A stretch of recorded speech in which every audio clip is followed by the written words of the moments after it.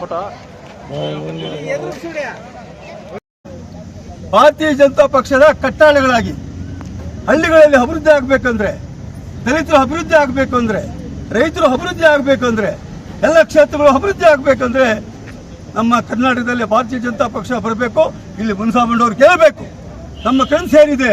ಇಡೀ ಕ್ಷೇತ್ರದಲ್ಲಿ ಅವರನ್ನು ಈ ಬಾರಿ ಬಂಗಾರಪೇಟೆಯಿಂದ ಶಾಸಕರನ್ನಾಗಿ ಆಯ್ಕೆ ಮಾಡಿ ನಮ್ಮ ಇಲ್ಲಿ ಬಂದಿರತಕ್ಕಂಥ ಎಲ್ಲ ಮುಖಂಡರು ಕೂಡ ಪಣ ತೊಟ್ಟು ಅವರನ್ನು ಈ ಕ್ಷೇತ್ರದಿಂದ ಆಯ್ಕೆ ಮಾಡಿ ಕಳಿಸಬೇಕು ಅಂತ ನಾನು ಹೇಳ್ಕೊಳ್ತೇನೆ.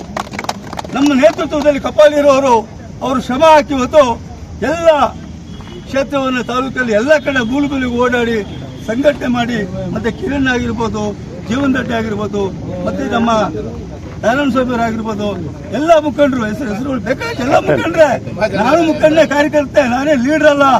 ಹಂಗಾಗಿ ಇವತ್ತು ಜೀವನ್ ರೆಡ್ಡಿ ಇರ್ಬೋದು, ಎಲ್ಲ ಮುಖಂಡರುಗಳೇ ದಯವಿಟ್ಟು ಅರ್ಥ ಮಾಡ್ಕೊಳ್ಳಿ, ಇಲ್ಲಿ ಯಾವುದೇ ಭೇದ ಭಾವ ಇಲ್ಲ. ಹಂಗಾಗಿ ಭಾರತೀಯ ಜನತಾ ಪಕ್ಷ ನಮ್ಮ ಉಸಿರು, ನಾವು ಬೆಳೆಸಬೇಕು.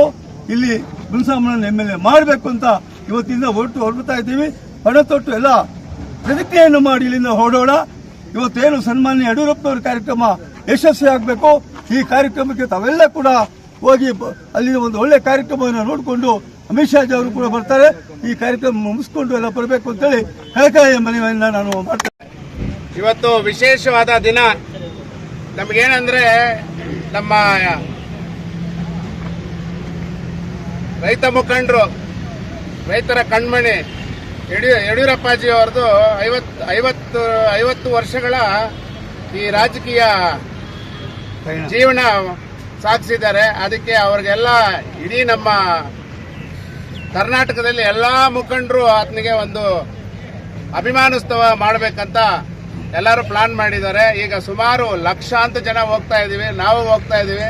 ನಮ್ಮ ಮುನ್ಸಮಣ್ಣ ಅವರ ಅಧ್ಯಕ್ಷತೆಯಲ್ಲಿ ನಾವು ಸುಮಾರು ಸಾವಿರಾರು ಜನ ಇಲ್ಲಿಂದ ಬಂಗಾರಪೇಟೆಯಿಂದ ಹೋಗ್ತಾ ಇದ್ದೀವಿ. ಹೋಗಿ ಆ ಕಾರ್ಯಕ್ರಮವನ್ನು ಅವ್ರು ನೋಡೋದೇ ನಮ್ಗೆ ಅದೃಷ್ಟ ಅಂತ ಭಾವಿಸ್ತಾ ಇದ್ದೀನಿ. ಧನ್ಯವಾದಗಳು.